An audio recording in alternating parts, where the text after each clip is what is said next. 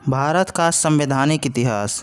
पहला question, B R. Ambedkar और महात्मा गांधी के मध्य सन 1932 में हस्ताक्षरित पूना समझौता में प्रावधान था।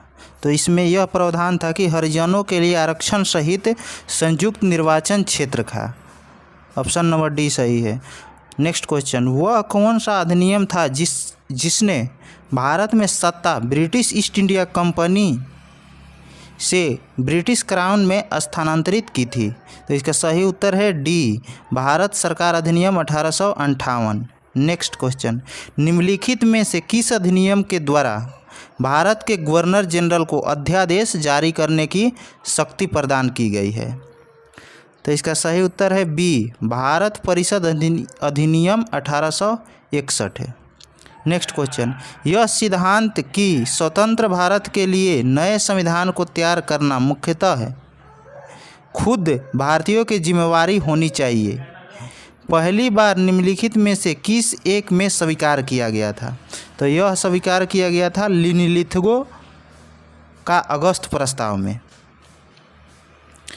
नेक्स्ट क्वेश्चन, रेगुलेटिंग एक्ट कब पारित किया गया? तो इसका सही उत्तर है ए, 1773 ईस्वी में। भारत में गवर्नर जनरल को किस एक्ट के द्वारा अपनी समिति के निर्णय को अस्वीकार करने का अधिकार मिला था?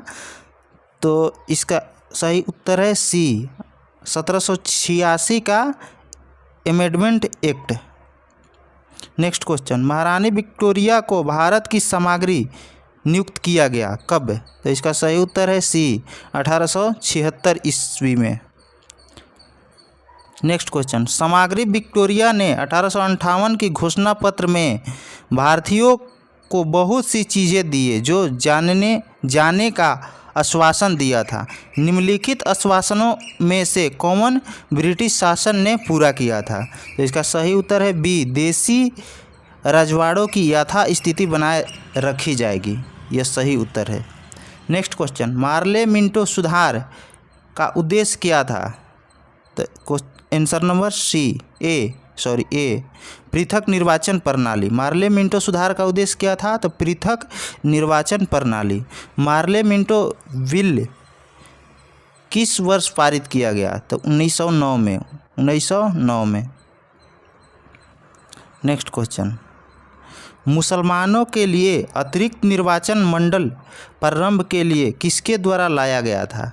तो इसका सही उत्तर है बी, मार्ले मिंटो सुधार 1909। 1909 में इंडियन काउंसिल एक्ट में किस बात की व्यवस्था की गई थी? तो आंसर है बी, सांप्रदायिक प्रतिनिधित्व। मॉन्टेग्यू चेम्सफोर्ड सुधार में प्रावधानों का सार था तो क्या? तो प्रांतों में दोहरा शासन। नेक्स्ट क्वेश्चन, 1946 का कैबिनेट मिशन 3 मंत्रियों से गठित था। निम्नलिखित में कौन सा इसका सदस्य नहीं था? तो लॉर्ड एमरी इसका सदस्य नहीं था। कौन कौन था इसका सदस्य? तो Lord Pethick Lawrence, A V Alexander, Sir Stafford Cripps. Next question, cabinet mission योजना के विषय में कौन सा कथन सही नहीं है? तो आंसर सी इसका सही है, पाकिस्तान की स्वीकृति यह नहीं था कैबिनेट मिशन में। तो कौन कौन था? तो प्रांतीय समूहीकरण, भारतीय सदस्यों वाला अंतरिम मंत्रिमंडल और संविधान निर्माण का अधिकार, ये कैबिनेट मिशन योजना का मुख्य विषय था। नेक्स्ट क्वेश्चन, भारत का संविधान लागू होने तक स्वतंत्रता के पश्चात इसका शासन किसके अंतर्गत चलाया गया था? तो आंसर सी, 1935 के भारत सरकार अधिनियम के अनुसार चलाया गया था। भारतीयों को वर्ष 1947 में सार्वभौम सत्ता सौंपने की योजना निम्नलिखित में से किन नाम से जानी गई? तो यह है माउंटबेटन योजना। कॉमन सुमेल नहीं है। तो साइमन कमीशन भारत विभाजन के लिए ये सुमेलित नहीं है। तो सुमेलित है जो सांप्रदायिक प्रतिनिधित्व के लिए मार्लो मिंटो सुधार आया था। स्वशासन यह भारत सरकार अधिनियम 1935 में था। संविधान सभा का गठन कैबिनेट मिशन योजना के तहत हुआ था। नेक्स्ट क्वेश्चन, भारत शासन अधिनियम 1919 के अंतर्गत विधायिका का अंतिम निर्वाचन किस वर्ष किया गया? तो अंतिम निर्वाचन 1945 में किया गया। अखिल भारतीय महासंघ स्थापित करने का प्रावधान शामिल किया गया है तो भारत सरकार अधिनियम 1935 में। निम्नलिखित में से किस अधिनियम ने केंद्र में द्वैध शासन स्थापित किया था? तो केंद्र में द्वैध शासन भारत शासन अधिनियम 1935 के द्वारा और राज्य में 1919 के द्वारा।